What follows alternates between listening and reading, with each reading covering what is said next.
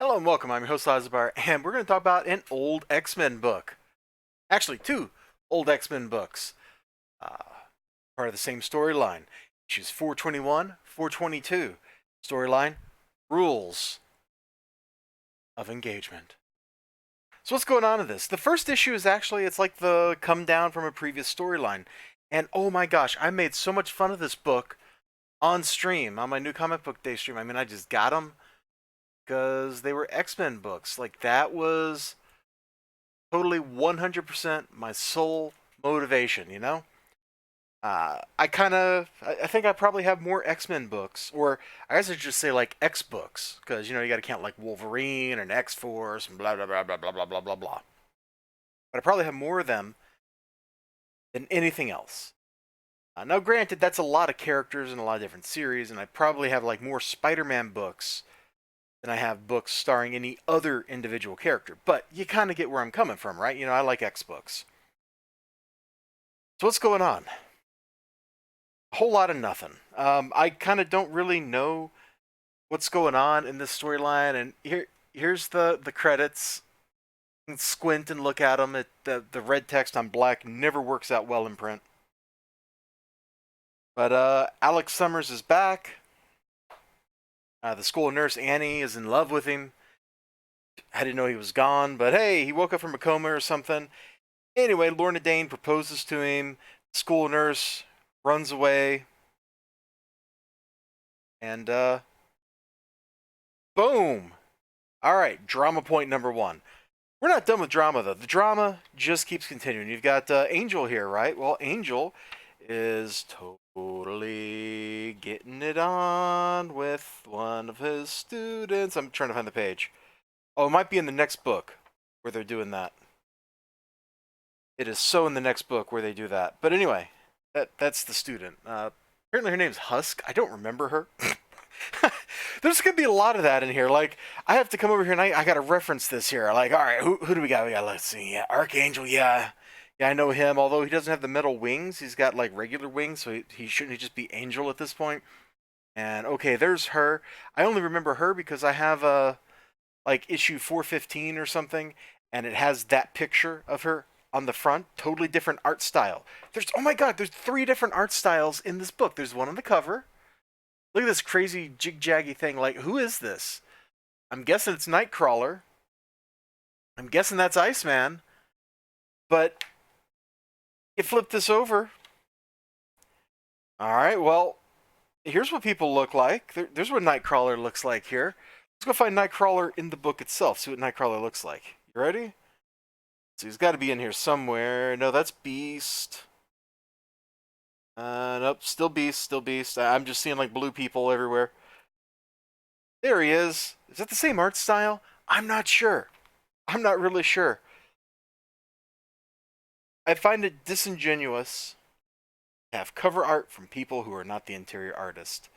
I will never stop finding that to be true. Now, there are exceptions. There are absolutely exceptions to that rule. So I guess I really should say I will generally never find it not disingenuous. You know what I mean. You know what I mean. Like, sometimes it's cool. Like, if you're doing a very special issue or something, I can kind of get behind that. But your cover art should match the interior art, at least to some degree. Although in this case, this cover art's pretty trash, except for Juggernaut, man. Juggernaut looks totally awesome right there. That should be my thumbnail. Just here's Juggernaut. Sadly, he doesn't do that in the book at all. In fact, nothing happens in this book except a lot of drama. Uh, there's a lot of talking. Juggernaut wants to be a teacher at the school. Yada da da da. Apparently, like everybody's wearing mascara or something. I don't really understand it. I didn't like the art when I looked at this the first time because I was looking at one particular page a lot and it was really bad. And it's in the next issue actually. But right here, did Bendis write this? Did Bendis write this? This looks like what Bendis would write, man. Yeah, you know what I would like? I would like a panel of her face, a panel of his face, then a panel of his face zoomed in, and a panel of her face zoomed in. And I want it to be as close to the same face as possible. Can you make that happen? Can we do it like that? Seriously, it actually took me a little while. Like I got here and I stopped. I stopped and I started looking. Were these actually the same panels blown up? Turns out they're not. They're just different enough that they're not. But I'm not convinced that it's not like we just rotated it, zoomed in, and like redrew her lips to have more shine on. Like just recolored, basically. That that kills me, man. It kills me. It kills me so much. I'm gonna have a drink of soda. That's where we're at in my life. If I did a drink every time I saw a panel in this book I didn't like, I would keep soda companies in business for forever. It is kind of nice to see Juggernaut and Charles walking together, like that kind of family healing. A nice touch. Oh my god. The best part of this book, actually, is totally here, where Alex and the school nurse and Blondie Husk are talking, and school nurse, just keeps talking herself further and further, like, into embarrassment. And it was actually pretty funny because people do sometimes talk like that. You don't know when to shut up, and you just keep running your mouth, and before you know it, oh my dear God. So I hear you're getting married. She's got a crush on him. And the book ends, and we'll just go ahead and spoil this because we're going to look at the next issue. So after all this interpersonal drama, and, Chris Claremont had this ability to write interpersonal drama. Like, people kind of remember his writing as being soap opera-ish, but he had this great talent for writing that in a compelling way that never felt like it was just drama. Oh, hold on. This is the one other thing I want to look at in here. Is it actually in this book, or is it the next one? Must be in the next one. Oh yeah, the school nurse had this great reaction when she hears the proposal too. Her face. That's some emotion right there. Oh no, oh no, oh no. I saw that. I saw that, and for a second, I forgot I was reading an X-Men book, and suddenly I was like, I'm reading She Could Fly. That was my reaction because I swear, half the characters in that book, they just start freaking out and just start saying, oh no, oh no, oh no. Especially like the main character, the troubled teenage girl who's crazy. Like, that's her go-to line, and she just starts freaking out, oh no, oh no, oh no. And the next thing you know, she's like pooping in the sink. Girl, the stuff I read, man. Okay, second issue. More stuff happens. There's a great bit when some lady, I don't remember, and I kept flipping to this by accident on stream, which was kind of funny. Basically taunts Angel. So he's all like, Stacy, Stacy, it's me.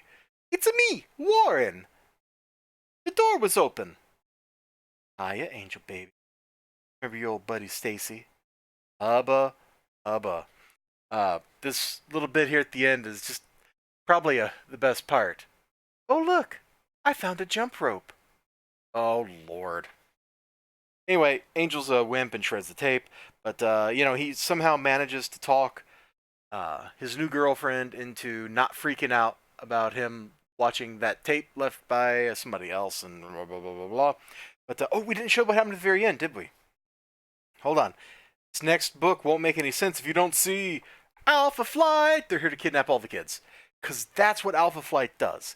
When you need to prove how tough a villain is, you send Alpha Flight out there so they can all die. That's their purpose in Marvel. Their other purpose is going up against other superheroes and ruining their lives for no reason other than, oh, Canada. It's all here for Canada. Canada, Canada, Canada, Canada, Canada.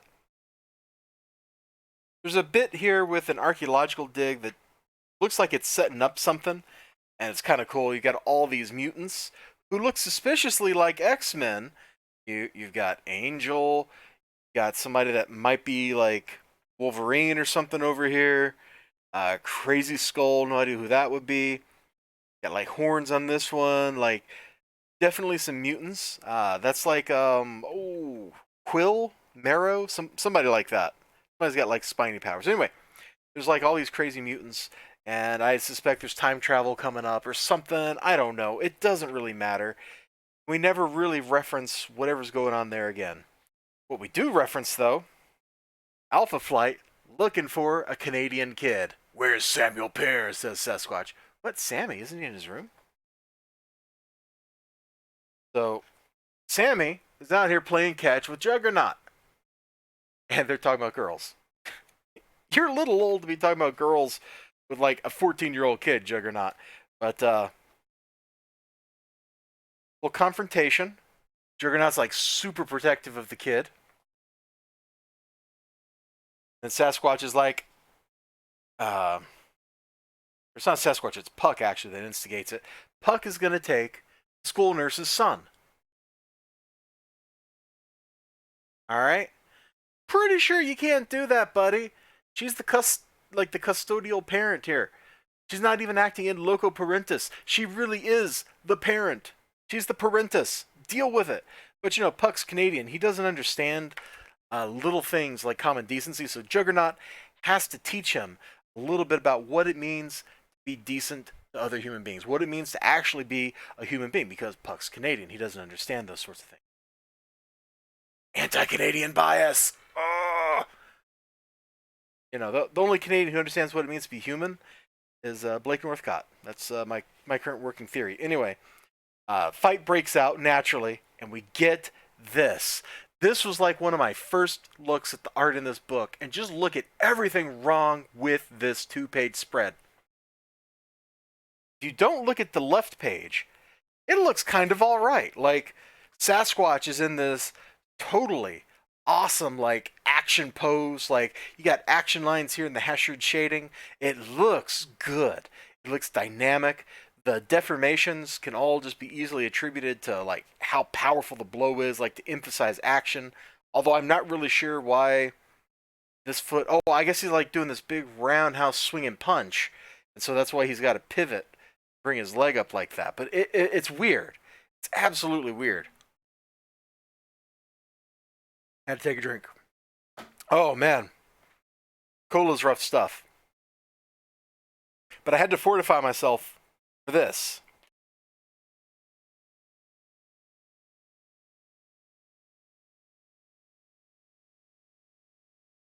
One, reasonably sure that if Juggernaut was a human being and not the Juggernaut, that his back's broken at this point. I feel like I need to draw this out. Look, his back is like, his shoulders are at this axis, pointing this way. His hips have twisted, so they're pointing here. My thumb's probably used like that. I can't even do it. My wrists won't flex the right way. Like, oh, it's not even his hips. His back is twisted and not in alignment with his hips anymore. Like, this part of his back doesn't even look like it. Like it's. I can't even. The anatomy is so wonky here. Now, granted, he's the Juggernaut, and his anatomy is weird anyway, because nobody is that big, dude. It's kind of dumb. Oh, he did like a jumping punch. There's his leg. Look at that.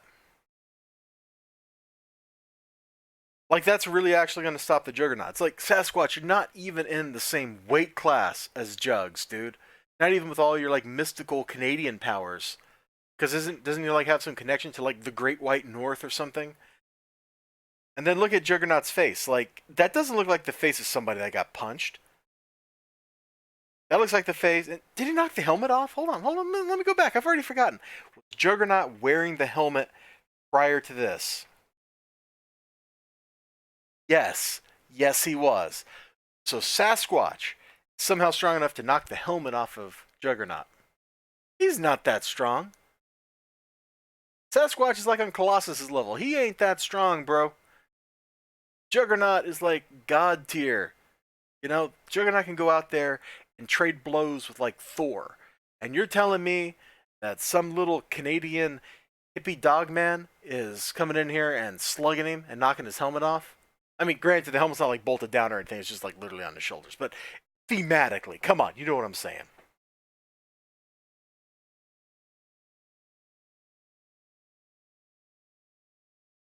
Is that leg even lined up right? I, where's the light source in this? I guess there's a lot of them. Like, nothing makes sense. Nothing absolutely makes sense about this two-page spread. You know, I feel like this art doesn't belong in an X-Men book. Like, this does not belong in a Marvel book at all. Like, sometimes it looks really good, and then sometimes it's like Tumblr. And who's this guy? Like, I don't even think I've ever seen him before. Earth Mover, get Juggernaut now. And so he summons like some clay dudes, and there's a big fight, and North Star, da da da da da. And at the end, everybody's happy because, oh yeah, look at Chamber. Oh yeah, and there's some drama with Chamber and Husk, and I don't care. And Chamber's name is Jono. I don't remember his name being Jono, but I guess it was. In the end, the kid decides to go willingly, and Juggernaut's like, "Screw you, Charles. You're not living up to your standards of care. If you like, so this issue is weird relationship stuff.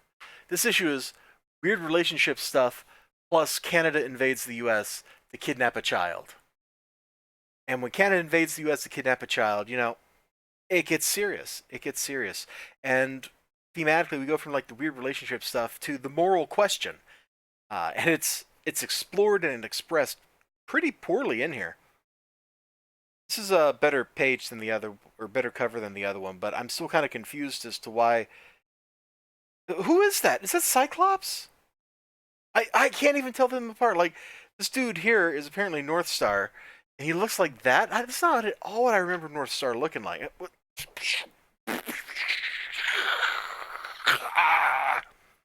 Sorry. Sorry, the brain kind of just melted there for a second. Yeah, there's just so much stuff happening here that feels inconsequential, and it's not tied together. And what should have been the main theme running through both of these instead of just the drama is the question of morality and how hewing to your rules is difficult. The rules you establish for yourself, not the rules that are established for you, the ones you establish for yourself, your own moral code. And that's what Juggernaut points out at the end. It's like, Charles, if you lived up to what you say you lived up to, if you live up to what you say you lived up to, then you wouldn't have sent that kid home. He's just going to be tortured and abused. I thought you liked mutants. You should have fought for him. Isn't that what you say, Charles? That you fight for mutants? That you fight to save them? And here, Charles Xavier took the easy way out. You have the most powerful mentalist on the planet. Somebody who can just reach into someone's mind and go, fix something. And what does he choose to do? He chooses to send this poor little fish boy back to Canada, where they're gonna just like club him like a baby seal.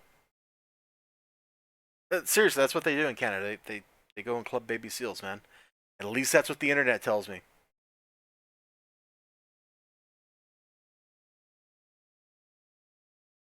And it's immoral. It's as immoral as one of Charles's the obvious answer, which is he just mind controls somebody and fixes this. Oh no, you can't do that.